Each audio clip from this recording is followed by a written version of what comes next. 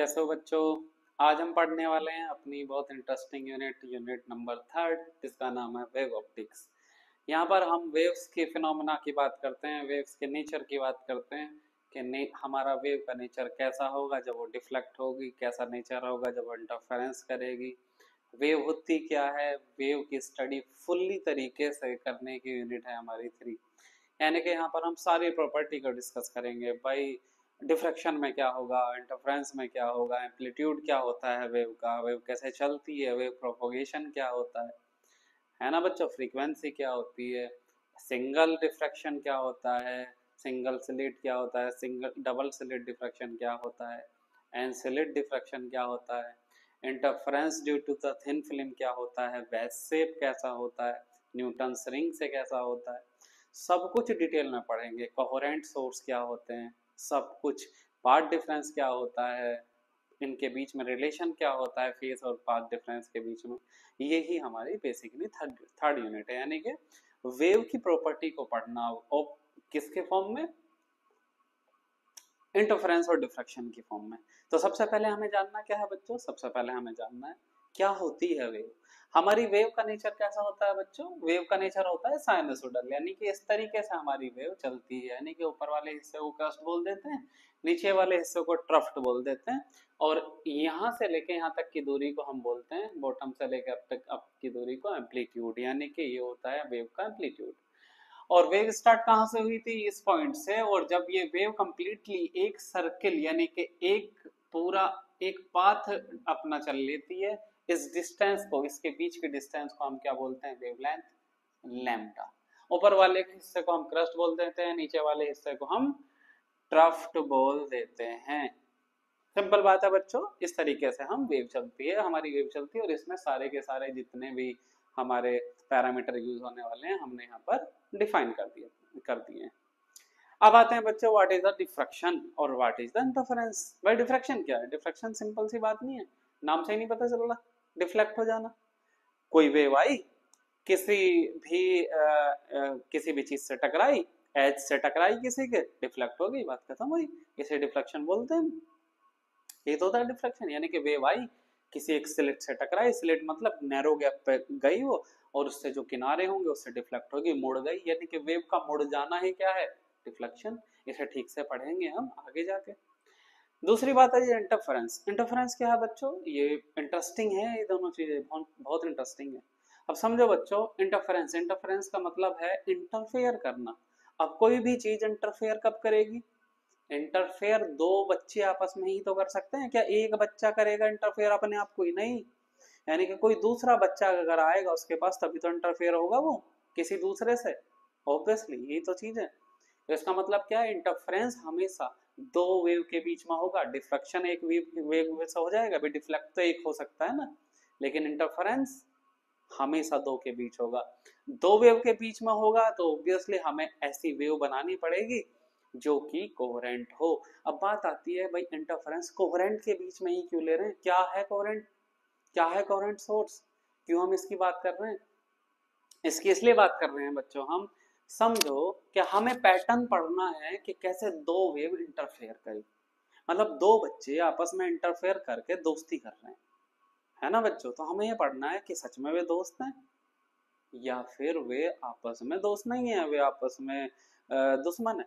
यानी कि constructive interference कर रहे हैं, डिस्ट्रक्टिव, यानी कि अपना एम्पलीट्यूड को बढ़ा रहे हैं, अपने अपने रिजल्टेंट को बढ़ा रहे हैं दोस्ती करके, या फिर अपने आप को खत्म कर दे रहे हैं, यानी कि ना तो वो रहा ना दूसरा रहा, ऐसा तो दुश्मन में होता है। तो इसको पढ़ना है, तो इसको कैसे पढ़ेंगे, इसको पढ़ने का मेथड है जब हमारे पास सोर्स सेम हो, यानी कि कोहेरेंट सोर्सेज हो वेव के। क्यों बच्चों, इसको जानना बहुत जरूरी है। समझो कि हमारे पास दो नहीं पांच छह वेव हैं, यानी कि पांच छह बच्चे हैं, चार पांच बच्चे हैं समझ लो। उन चार पांच बच्चों की हमने रेस देखनी है और उनको शुरू कर दिया हमने, एक को यहाँ पर बैठा दिया, एक को यहाँ, एक को यहाँ, एक को यहाँ, एक को यहाँ, एक को यहाँ, और रेस यहाँ पर खत्म हो रही है। क्या ऐसा करते हैं, नहीं, ये तो गलत हो जाएगा। इसका मतलब क्या है, सबको एक फेज में लेना पड़ेगा, यानी कि सबको सेम फेज में सबसे पहले रखना पड़ेगा हमें। तो क्या हुआ, सारी वेव का फेज सेम होना चाहिए। ऑब्वियस सी बात है, सही बात है भाई, फेज सेम होना चाहिए, पहली कंडीशन आ गई। दूसरी कंडीशन सुनो, क्या ऐसा भी हमारी रेस फेयर होगी कि हमने एक बच्चा 2 साल का ले लिया, एक 10 का, एक 5 का, एक 20 का? नहीं ना, ऑब्वियसली नॉट। क्यों? क्योंकि ऑब्वियसली बात है 2 साल का बच्चा हट जाएगा 5 साल से कैसे, 5 साल का हट जाएगा 10 साल के से, 10 साल का हट जाएगा 20 साल के से। तो मतलब हमें करीबन करीबन एम्पलीट्यूड को भी सेम करना पड़ेगा, फ्रीक्वेंसी को भी सेम करना पड़ेगा, तभी तो हम रियली में यानी रिजल्टेंट देख पाएंगे कि वो कैसे मीट करेंगे आपस में। ऐसे ही बच्चों वेव है, यानी कि वेव दो ऐसी लेनी पड़ेगी हमें जिसमें हमने इंटरफेरेंस देखना है कि वो कंस्ट्रक्टिव करेगी या डिस्ट्रक्टिव करेगी। मतलब अपने आप कंस्ट्रक्टिव मतलब बन जाना, कुछ बनना, कंस्ट्रक्शन उसे तो बोलते हैं, यानी कि डबल कर देना अपने एम्पलीट्यूड को। और डिस्ट्रक्टिव मतलब डिस्ट्रॉय कर देना अपने आप को, खत्म हो जाना। तो किस कंडीशन में देखेंगे हम? ऑब्वियसली उस कंडीशन में देखेंगे जब दोनों वेव सेम हो, यानी कि सेम एम्पलीट्यूड से चलें, सेम फ्रीक्वेंसी हो, सेम एम्पलीट्यूड हो। और इसी चीज को हम बोलते हैं कोहेरेंट सोर्सेस, जब सब चीजें सेम होती हैं, एम्पलीट्यूड भी, फेज भी, फ्रीक्वेंसी भी। इनकी बात करेंगे, एम्पलीट्यूड क्या होता है, फेज क्या होता है, फ्रीक्वेंसी क्या होती है, सारी की सारी बात डिस्कशन करेंगे अभी हम कि क्या होती है ये चीजें, जैसे कि हमने यहाँ पर पढ़ लिया एम्पलीट्यूड क्या है, वेवलेंथ क्या है। अब आती है बात, भाई बनाई कैसे? कोहेरेंट सोर्स तो ठीक है, लेकिन बनाई कैसे इसे? इसको बनाने के सिंपल दो मेथड है बच्चों। पहला क्या मेथड है? Division of amplitude. Division of amplitude मतलब कोई वेव आ रही है बच्चों, वेव फ्रंट को डिवाइड कर दिया, वेव फ्रंट को डिवाइड करते हैं दो हिस्सों में, यानी कि अगला वाला हिस्सा दो स्लिट से टूट के एक हिस्से में बट गया और दूसरा एक हिस्से में बट गया। क्या बिल्कुल अगर स्लिट की डिस्टेंस आपस में बराबर हैं तो क्या बिल्कुल सेम भाग में नहीं डिवाइड होगा उसका वेव फ्रंट? होगा। तो हमारे पास दो बिल्कुल सेम फ्रीक्वेंसी की, सेम एम्पलीट्यूड की, सेम अमाउंट में फ्रीक्वेंसी, फेज और एम्पलीट्यूड में मिल गई दो वेव। यही तो चाहिए थी, यही तो कंडीशन है कोहेरेंट की, पहली चीज हुई। दूसरा क्या कर सकते हैं हम? डिवीजन ऑफ एम्पलीट्यूड, कि हम एम्पलीट्यूड को ही डिवाइड कर ले। समझो किसी सोर्स से 100% एम्पलीट्यूड से वेव आ रही है, हमने कोई स्प्लिटर यहाँ पर रख दिया 45 डिग्री पे, 50% ऊपर भेज देगा, 50% नीचे भेज देगा। सिंपल है बच्चों। इसका क्या एग्जाम्पल है? इसका एग्जाम्पल है बच्चों डबल स्लिट एक्सपेरिमेंट, जो कि यहाँ पर दिख रहा है, एक स्लिट एरी, एक स्लिट एरी, डबल स्लिट हो गया।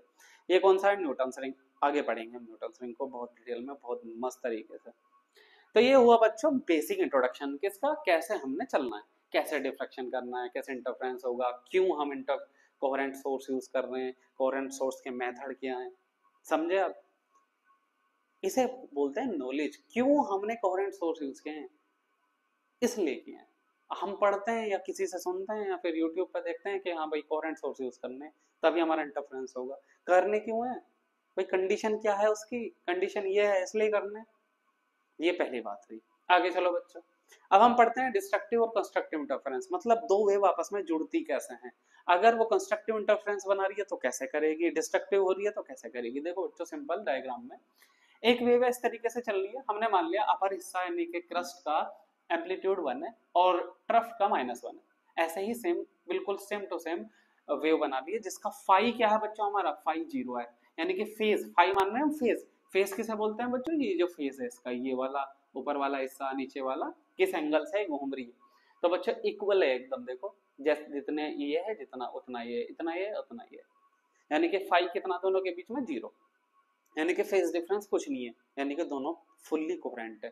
तो क्या हुआ बच्चों? अब देखो जब इस तरीके का सिनेरियो होगा हमारे पास, तो +1 +1 +2, -1 -1 -2, यानी कि एम्पलीट्यूड क्या हो गया? डबल, एकदम डबल। तो इसे क्या बोलेंगे? कुछ बनी है वेव, यानी कि आपस में कुछ दो वेव ने मिलकर बनाया है, उसे बोलते हैं कंस्ट्रक्टिव इंटरफेरेंस, यानी कि डबल एम्पलीट्यूड हो जाना। अब आते हैं हम कंडीशन फॉर डिस्ट्रक्टिव इंटरफेरेंस पर। देखो क्या हुआ है, एक वेव का एम्पलीट्यूड हमारा +1 है, -1 +1 -1 इस तरीके से चल रहा है। देखो इसका फेज सबसे पहले ऊपर से उठा है, यानी कि क्रस्ट है। नीचे वाले इस वाली वेव का सबसे पहले आया है बच्चों ट्रफ्ट, यानी कि ये वेव बिल्कुल फाई जो डिफरेंस है एकदम अपोजिट है एक दूसरे के, 180 डिफरेंस है फाई यहाँ पर। तो अगर 180 फाई डिफरेंस है, जब ये मिलेगा, क्या इसका क्रस्ट इसके ट्रफ्ट से नहीं मिलेगा? मिलेगा। तो +1 और -1 आपस में क्या कर देंगे? 0। ऐसे ही -1 +1 जब मिलेंगे आपस में 0, यानी कि क्या आएगा बच्चों रिजल्टेंट एम्पलीट्यूड? 0। इसलिए बच्चों दोस्त जो चुनने हैं हमें, अगर अपनी लाइफ में उसी फेज के, यानी कि उसी कंडीशन के चुनते हैं अगर हम जिसका हमारा एम दोनों का सेम होता है, तो हमारा एम्पलीट्यूड रिजल्टेंट मैक्सिमम आता है, डबल हो जाता है। और अगर हमने दोस्ती ऐसे चुन लिए जिसका एक रास्ता अलग एक दूसरे का अलग, तो होता क्या है, जीरो रिजल्टेंट लास्ट में। समझ रहे हैं बच्चों, ये हमारा बेसिक फिजिक्स। बच्चों अब हम पढ़ेंगे दो बहुत इंटरेस्टिंग टॉपिक जो कि एकदम एकदम बेसिक है यूनिट थर्ड के, इनके बिना यूनिट थर्ड में कुछ नहीं होने वाला। अगर इनको रट लिया हमने तो हम हमेशा रटते रहेंगे पूरी यूनिट को, और अगर इनको हमने समझ लिया तो मतलब हम समझाते रहेंगे दूसरों को भी, अपने दोस्तों को समझाओगे तुम के ये कहाँ से आता है। क्या है पहला topic, relation between phase difference pi and path difference, यानी कि कहाँ से आता है, क्यों हम इसको पढ़ रहे हैं, क्यों ये हमारे लिए बहुत इंपॉर्टेंट है। दूसरा क्या पढ़ेंगे हम, resultant intensity to the superposition of two waves, मतलब जब हमारी दो वेव सुपर इम्पोज करती है, तो अभी अभी हमने पढ़ा है कि वो कंस्ट्रक्टिव और डिस्ट्रक्टिव इंटरफेरेंस करेगी, तो उसकी क्या कंडीशन होगी, जो कि जनरल कंडीशंस हम फाइंड करेंगे, जो कि हर डेरिवेशन में काम आएगी। ये दोनों डेरिवेशन हर डेरिवेशन में काम आने वाले हैं आपके। तो सबसे पहले क्या पढ़ना है बच्चों हमें, relation between phase difference and path difference. चलो किसके बीच में पढ़ना है, वेव के बीच में, जो दो वेव जा रही होंगी जो कि हमने बनाई थी किससे, डुअल स्लिट से। कैसे देखो बच्चों, किस तरीके से हम डिफाइन करें, समझो कि डुअल स्लिट है ये, एक स्लिट ये रही और एक स्लिट हमारी ये रही, यहाँ पर कोई सोर्स है, यहाँ से कोई वेव आ रही है। चलो भाई, यहाँ पर एक वेव यहाँ से निकली, ये गई इधर गई, ये यहाँ पर चली गई एक वेव, और एक वेव यहाँ से निकली, ये चली गई यहाँ पर जाकर ये किसी पॉइंट P पर मीट कर रही है। ठीक है बच्चों, इसे मैंने मान लिया कोई डिस्टेंस ये चली R1 और ये डिस्टेंस चली R2। क्या ऑब्वियस सी बात नहीं, आपको दिख रहा नहीं है कि R2 वेव ज्यादा डिस्टेंस चली है और R1 वेव कम डिस्टेंस चली है P तक पहुंचने में, तो ऑब्वियसली इनके बीच में एक पार्ट डिफरेंस है, जो कि क्या होगा भाई, पार्ट डिफरेंस क्या हुआ, पार्ट डिफरेंस हुआ बच्चों डेल्टा, हमने डिफाइन कर रखा है R2 माइनस R1। भाई सिंपल, पार्ट डिफरेंस ही तो होगा इन दोनों के बीच का। चलो भाई, पार्ट डिफरेंस तो पता चल गया। लेकिन बच्चों क्या हमें पता है, एक जनरल इक्वेशन होती है वेव की, जो कि हम 12 से पढ़ते आ रहे हैं, उसका नाम है y equal to a sin omega t minus kx। ये होती है कि नहीं, सबने पढ़ी होगी, y equal to a sin omega t minus kx, या यहाँ पर x की जगह अगर 3 डायमेंशन में बात कर रहे हैं तो r ले लो, पोजीशन वेक्टर। चलो भाई ये ठीक है भाई, लेकिन क्या पता है हमें कि ये कहाँ से आती है, क्यों हम इसे यूज कर रहे हैं, क्यों हम इसे रट रहे हैं। भाई क्या मैं ये नहीं कह सकता कि हम, अगर आपने ये रट ली है तो मैं ये नहीं कह सकता कि यहाँ पर R लगा दो और यहाँ पर T लगा दो, तो क्या दिक्कत हो रही है। लेकिन क्यों हम ऐसे नहीं कर सकते कि यहाँ पर R नहीं लगा सकते, यहाँ पर T नहीं लगा सकते, आज हमें वो समझना है, और इससे ही हमारा बेसिक फंडामेंटल क्लियर होते हैं। यहाँ पर हम क्या लेके चलते हैं, omega T minus K x या R 3D में ले रहे हैं। चलिए अब हम देखते हैं क्या क्या ये बता रही है, कैसे ये एक वेव को रिप्रेजेंट कर रही है, इस वेव को जो हमारी चल रही थी बच्चों ऐसे, जो हमने बताई थी हमें अभी अभी। ये क्या है बच्चों, एम्पलीट्यूड ए। ये क्या है बच्चों, ये डायरेक्शन है के, जिस डायरेक्शन में वेव जाती है वो क्या होता है। चलो एक एक को डिफाइन करते हैं। ए क्या है बच्चों, हमने अभी भी पढ़ लिया एम्पलीट्यूड। चलिए एक खत्म हुआ, ये हुआ वेव का एम्पलीट्यूड। साइन क्या है बच्चों, साइन की टर्म, यानी कि साइन कैसे चलता है बच्चों, साइनसोइडल, यानी कि उसका ग्राफ साइनसोइडल होता है। या तो यहाँ पर साइन भी ले सकते हैं, कोस भी ले सकते हैं, कोई दिक्कत नहीं है, हमें कोस से भी रिप्रेजेंट कर सकते हैं। यानी कि हमने वेव का चलना बता दिया, इस तरीके से चल रही है तो साइन ले लिया। चलिए कोई बात नहीं, ए डिफाइन हो गया, चलना बता दिया, बड़ी अच्छी बात है। लेकिन बच्चों साइन के आगे हमेशा थीटा आता है, यानी कि थीटा मतलब फाई, फाई ले लो या थीटा ले लो, एंगल है मतलब। तो ये क्या होगा, एक तरीके से एंगल होगा, जो कि हर एक डायरेक्शन में हमें ये बता रहा होगा कि वेव कहाँ पर है, क्या पोजीशन है उसकी, यानी क्या एंगल है उसका, कैसा फेस चेंज हो रहा है वेव का, ये तो बता रहा होगा एंगल, ये वाला। सही बात है, चलो बता रहा होगा। तो हाँ, अब हम पढ़ते हैं इसको कि अगर ये एंगल है तो ऑब्वियसली भाई हम जानते हैं एंगल क्या होता है बच्चों, आर्क अपॉन रेडियस। और आर्क क्या होता है बच्चों, एक डिस्टेंस, रेडियस क्या होती है डिस्टेंस, और डिस्टेंस को डिस्टेंस से डिवाइड करोगे तो क्या आएगा, यूनिटलेस। यानी कि एंगल क्या है, यूनिटलेस एक तरीके से, तो ये भी तो यूनिटलेस होना चाहिए। बच्चों एंगल कैसे फाइंड करते हैं, देखो अगर नहीं पता बच्चों को, तो एक कोई पार्टिकल यहाँ पर है, वो यहाँ पर चल गया, तो ये क्या बना, थीटा। ये हमने समझ लिया एक आर्क है और ये हमारी रेडियस है आर। आर क्या होगी, डिस्टेंस मैंने मान लिया एस है, तो बच्चों थीटा क्या होगा, आर का अपॉन रेडियस यानी कि एस अपॉन आर। लेकिन ये भी तो डिस्टेंस है, ये भी डिस्टेंस है, यानी कि अगर मीटर मीटर में लें तो मीटर से मीटर गया खत्म, यानी कि थीटा क्या है, यूनिट लेस आया। चलो ये बात सही हुई। यानी कि अगर साइन के आगे लगा हुआ भी थीटा है, एंगल है, जो कि हम ऑब्वियसली होना चाहिए, तो ये भी तो यूनिट लेस होना चाहिए। देखते हैं क्या नहीं। यहाँ पर बच्चों देखो ओमेगा क्या है, ओमेगा है बच्चों एंगुलर फ्रीक्वेंसी।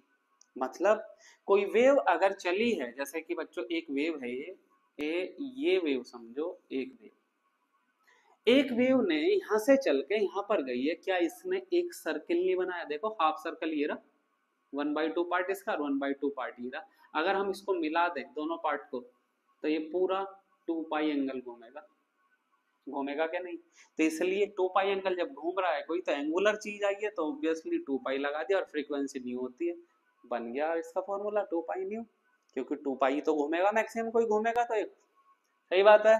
ये आ गया एंगुलर फ्रीक्वेंसी की बात। ठीक है बच्चों, टाइम है, टाइम के रेस्पेक्ट में ही चल रही है। के क्या है, अब के पढ़ना है हमें। के क्या होता है बच्चों, के होता है वेव प्रोपोगेशन। ये बताता है वेव कैसे बढ़ रही है, वेव के प्रोपोगेशन को बताता है कि कोई कैसा चल रहा है। जैसे हम भाई बच्चा कोई चलेगा तो छोटे छोटे कदम रखेगा, है ना बच्चों, बहुत सारे कदम कदम जब रखेगा वो तो कम डिस्टेंस चलेगा। वहीं अडल्ट हम अगर चलें तो हम कम कदम रखकर ही बहुत दूर पहुंच जाएंगे। यानी कि हमारी चाल कौन डिसाइड कर रहा है, हमारे कदम, सही बात है। ऐसे ही वेव की चाल कौन डिसाइड कर रहा है, कि कैसे कर रहा है। देखो क्या बच्चों, हमने अभी अभी नहीं पढ़ा कि एक पॉइंट से वेव जब पूरा एक डिस्टेंस चल लेती है वो ही लैम्डा होता है, पढ़ा है अभी अभी। चलिए कोई बात नहीं, ये लैम्डा है। और इस लैम्डा को पूरा करने में एक वेव ने चला है एंगल 2 पाई, तो क्या हम ये नहीं बताएंगे कि 2 पाई चलने में कितने लैम्डा लगे, मतलब 2 pi by divided by lambda per unit lambda ही तो पता लगाएंगे हम कि कैसा चल रही है वेव। जैसे हम सिंपलेस्ट है, एकदम सिंपल बात है। तो के क्या बताता है बच्चों, वेव के चलने को, और फॉर्मूला क्या बनेगा 2 पाई बाई लैम्डा, और क्या बनेगा बताओ। अगर तुम और कुछ बनाना चाह रहे हो तो बनाओ भाई, बना के देखो, अगर कुछ और बने तो, नहीं बन सकता। ये है फंडामेंटल चीजें। यानी कि ओमेगा की बात क्या है 2 पाई न्यू, के की बात क्या है 2 पाई बाई लैम्डा, आर क्या है बच्चों, एक डिस्टेंस जो कि कवर कर रही है वेव, ये वाली डिस्टेंस। तो अब देखते हैं इसमें रख के क्या आएगा। काय में रखो omega T minus K X, यानी कि ओमेगा की वैल्यू क्या है 2 pi nu into T, minus K की वैल्यू क्या है 2 pi by lambda into R. अब इसकी डायमेंशन में लिखते हैं, ऐसे डायमेंशन में फाइंड करने की कोशिश करो, इसकी डायमेंशन क्या होगी। देखो बच्चों 2 पाई की डायमेंशन कुछ नहीं है, तो कांस्टेंट है। न्यू क्या है, फ्रीक्वेंसी, फ्रीक्वेंसी क्या होती है 1 अपॉन टाइम, और टाइम यहाँ पर है माइनस 2 पाई, ऐसा कैसे हुआ, डायमेंशन लेस है 1 अपॉन लैम्डा। लैम्डा क्या है बच्चों, वेव लेंथ, यानी कि एक तरह की लेंथ, लेंथ की डायमेंशन क्या होगी बच्चों, मीटर में ले लेंगे, मीटर हो गई। आर क्या है, एक तरीके की डिस्टेंस, इसकी क्या रेडियस, क्या डायमेंशन होगी मीटर। टी से टी गया, मीटर से मीटर गया, क्या यूनिट लेस नहीं आ गया, कांस्टेंट ही बन गया, जो कि एंगल ही था। तो इसका मतलब क्या है, साइन के आगे लगने वाला ये क्या है, एंगल, यानी कि एक तरीके का फेज, पढ़ लिया हमने। तो फेज क्या है, ये फेज है हमारी वेव का। बचाओ बात समझ में आई। पार्ट डिफरेंस क्या था, R2 माइनस R1, फेज क्या है ये, अब देखेंगे आगे डिफरेंस क्या आएगा इसमें। चलो भाई आगे पढ़ते हैं, इसमें डिफरेंस निकालना है, क्योंकि हमें क्या करना है बच्चों, एक रिलेशन निकालना है फाई में और पार्ट डिफरेंस में। हमने मान लिया बच्चों कि ये वेव दो हैं, ऑब्वियसली दो वेव है, क्योंकि इंटरफेरेंस देखना है। हमने मान लिया y1 और R1। अब तुम कहोगे कि सर यहाँ पर A1 मान लो, ओमेगा 1 मान लो, यहाँ भी K1 मान लो, तो रुक जाओगे एक मिनट, कोई बात नहीं। ऐसे ही y2 मान लो, A sine omega t minus के R2। बच्चों 1 क्यों नहीं मान रहे हैं, ऐसे केवल R1 और R2 क्यों रख रहे हैं, क्योंकि कोहेरेंट सोर्स लिए हैं। कोहेरेंट सोर्स के क्या एम्पलीट्यूड सेम नहीं होते, होते हैं। क्या ओमेगा सेम नहीं होगा, होगा। क्या के सेम नहीं होगा, होगा। तभी तो हमने कोहेरेंट सोर्स लिए हैं ये। चलिए कोई बात नहीं। अब क्या करो बच्चों, क्या करा हमने, इसे मान लिया, इसको इसको मैं फाई 1 बोल दूं और इसको मैं फाई 2 बोल दूं। भाई ये भी तो, यही तो हमने डिफाइन किया कि फेज है। अब ये भी तो बताया सब कुछ। क्या कर रहा हूं मैं, फाई 1 माइनस फाई 2 कर रहा हूं, तो क्या आएगा बच्चों, ओमेगा टी माइनस के R1 minus omega T plus के R2। कोई दिक्कत, नहीं, ओमेगा टी से ओमेगा टी गया। इसको मैं एक तरीके से phi one minus phi two को फाई बोल दूं, कोई दिक्कत नहीं। यहाँ पर क्या आ गया बच्चों, के कॉमन लिया, क्या R two minus R one आ गया, आ गया। फाई क्या है बच्चों, phase difference is equal to K की वैल्यू क्या है बच्चों, 2 पाई बाई लैम्डा, और R two minus R one क्या है बच्चों, पार्ट डिफरेंस, जिसे हम डेल्टा बोल रहे हैं। तो क्या बच्चों हमारा एक रिलेशन नहीं बन गया बहुत ही बेहतरीन, phi is equal to 2 pi by lambda into delta, delta क्या है, पार्ट डिफरेंस। ये आ गया relation between phi and delta, बहुत ही इंपॉर्टेंट है, ये आएगा हमेशा, इंपॉर्टेंट भी ना हो चाहे, लेकिन कितनी नॉलेज मिली यहाँ से हमें, कितना जानने को मिला कि क्या होती है वेव, क्या होता है ए, क्या होता है ओमेगा, क्या होता है के, क्यों ऐसे रखे गए हैं इक्वेशन में, क्यों इस तरीके की इक्वेशन बनी है, बहुत कुछ सीखने को मिला होगा बच्चों। चलो अब हम करते हैं फाइंड क्या, रिजल्ट एंड इंटेंसिटी जब हमारी दो वेव सुपर इम्पोज हो। हमने 12th में इस डेरिवेशन को कर रखा है, ये यहाँ पर इसका डेरिवेशन इतना ज्यादा इंपॉर्टेंट नहीं है, सिर्फ रिलेशन इसका इंपॉर्टेंट है। क्या होता है बच्चों, रिजल्टेंट एम्पलीट्यूड होता है बच्चों R square is equal to, अगर वेव का एम्पलीट्यूड 1 का ए स्क्वायर लें पहली वाली का, प्लस a2 का square plus 2a1 a2 cos phi, होता है बच्चे, बिल्कुल होता है, 12th की बुक में है। अब इसको हम लिखना चाह रहे हैं अगर इंटेंसिटी के फॉर्म में, तो आर स्क्वायर बराबर होता है आई, इंटेंसिटी की फॉर्म में लिखें तो अगर, तो आई बराबर क्या आ जाएगा बच्चों, is equal to I one plus I two plus 2 root में आई वन रूट में आई टू कोस फाइव, कोई दिक्कत नहीं। अब यहाँ पर बच्चों सिंपल सिंपल आपको क्या दिख रहा है, हमें ये देखने को मिल रहा है इस फॉर्मूले से, इक्वेशन 1 डाल दो इसे, इसमें ये देखने को मिल रहा है कि अगर ये आई रिजल्टेंट इंटेंसिटी मैक्सिमम होगी तो cos फाई को मैक्सिमम होना पड़ेगा, भाई होना नहीं पड़ेगा मैक्सिमम, अगर ये मैक्सिमम लेनी है हमें तो cos फाई की वैल्यू मैक्सिमम होनी चाहिए, तभी तो मैक्सिमम आएगी। भाई ये तो कांस्टेंट वैल्यू चल रही है, i1 i2 क्या होगी, लेकिन डिपेंडेंसी किस पाई सारी की सारी, फेज डिफरेंस पे। तो फॉर फर्स्ट कंडीशन के लिए यानी कि मैक्सिमा के लिए या फिर कंस्ट्रक्टिव इंटरफेरेंस कंडीशन के लिए क्या होना चाहिए बच्चों हमारे पास, cos फाई क्या आना चाहिए, +1, क्यों, क्योंकि cos की वैल्यू मैक्सिमम होती है +1 के लिए और मिनिमम होती है -1 के लिए, हमें पता है सबको। और cos फाई +1 देता है बच्चों जब हमारा किसकी वैल्यू, cos की वैल्यू 0 हो, फाई की वैल्यू 2 पाई हो, 4 पाई हो, डैश डैश डैश, मतलब हमारी इवन वैल्यू पे हमारी क्या फाई की वैल्यू आती है +1। तो इसका मतलब क्या हुआ, जनरलाइज अगर फॉर्म लिखें तो ये लिख सकते हैं 2n पाई, n क्या होगा बच्चे यहाँ पर, n होगा हमारा 0 1 2 3 एंड सो ऑन, जितनी वैल्यू रखेंगे हमें सारी वैल्यू ये मिलती चली जाएगी। तो जनरल फॉर्मूला क्या निकला हमारा मैक्सिमम या कंस्ट्रक्टिव इंटरफेरेंस के लिए, phi is equal to 2n pi. भाई हमें फाई पता चल गया, तो फेज डिफरेंस अगर पता चल गया तो पार्ट डिफरेंस निकालने में क्या दिक्कत है, हमने तो एक जनरल फॉर्मूला ये भी डिजाइन किया है, phi is equal to 2 pi by lambda into path difference, तो रख दो, क्या दिक्कत है इसमें। भाई फाई इज इक्वल टू क्या डिफाइन किया, 2 pi by lambda into path difference, तो फाई हमारा क्या आया बच्चों 2n pi is equal to 2 pi by lambda into path difference, 2 pi से 2 पाई गया, लैम्डा की मल्टीप्लाई उधर होगी तो delta is equal to n lambda आ गया। किस कंडीशन में आया बच्चों ये, मैक्सिमा के लिए, या फिर हम बोल सकते हैं कंस्ट्रक्टिव इंटरफेरेंस के लिए कंडीशन आ गई। रटते हैं हम इसे, हमेशा हमेशा यूज होते हैं पूरी की पूरी यूनिट में, और आप रटेंगे नहीं, अगर आपको ये भी याद नहीं रहा तो आप 2 मिनट में, 1 मिनट भी नहीं लगेगी, रफ पे कैलकुलेट करके पता लगा लेंगे क्या कंडीशन होगी डेल्टा की यानी कि पार्ट डिफरेंस की इन केस ऑफ मैक्सिमा। चलिए सेकंड में देख लेते हैं, किसमें, मिनिमा में, मिनिमा या डिस्ट्रक्टिव इंटरफेरेंस की कंडीशन में क्या होगा बच्चों, देखो भाई डिस्ट्रक्टिव या मिनिमा कंडीशन में cos फाई क्या होना चाहिए बच्चों, -1, यानी कि मिनिमम वैल्यू होनी चाहिए, मिनिमम वैल्यू cos कब देता है -1 पे, और -1 कब आती है, जब बच्चों हमारी फाई की वैल्यू क्या हो, फाई की वैल्यू क्या हो, ओड पाई हो, 3 पाई हो, 5 पाई हो, तभी चलती है बच्चों, ये ओड पे चलती है। चलिए ओड पे चलती है कोई बात नहीं। अब ओड वैल्यू क्या होगी, कैसा आएगी बच्चों, जब फाई हमारा जनरलाइज वैल्यू 2n + 1 हो इनटू पाई हो, क्या होगी n की वैल्यू यहाँ पर भाई n की वैल्यू क्या होगी, n की वैल्यू होगी 0 1 2 एंड सो ऑन, जैसी चलती रहेगी। देखो n 0 रखो उड़ाया, 1 रखो फिर से उड़ाया, 2 रखो फिर से उड़ाया। भाई 0 रखोगे पाई आएगा, 1 रखोगे 3 पाई, 2 रखोगे 5 पाई, यानी कि ओड वैल्यू आती जा रही है, यानी कि 5 की हमने जनरल कंडीशन निकाल ली, क्या है 2n प्लस 1 इंटू पाई।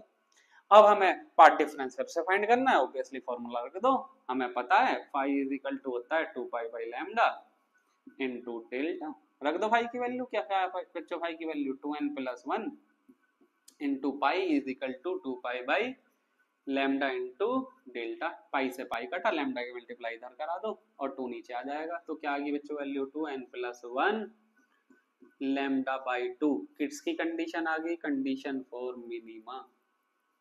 पूरी की पूरी यूनिट में, या फिर डिस्ट्रक्टिव इंटरफेरेंस की कंडीशन आ गई, पूरी यूनिट में ये रिलेशन यूज होने वाले हैं और हम इसे रटते फिर हो जाते हैं पूरी यूनिट में और कुछ समझ में नहीं आता, फिर हमें होती है फ्रस्ट्रेशन, पेपर आ जाते हैं हमारे, फिर से हम वन शॉट पे जाते हैं, फिर से हम वीडियो रेगुलरली देखना शुरू करते हैं और ज़्यादा टाइम खर्च करते हैं अपना। इसलिए बच्चों इस चैनल पे आओ, इसको सब्सक्राइब करो, इसे फॉलो, इसे दोस्तों को शेयर करो, लाइक करो और पढ़ो और पढ़ाओ भी दोस्तों को अपने जाकर, क्या दिक्कत हो रही है। इसलिए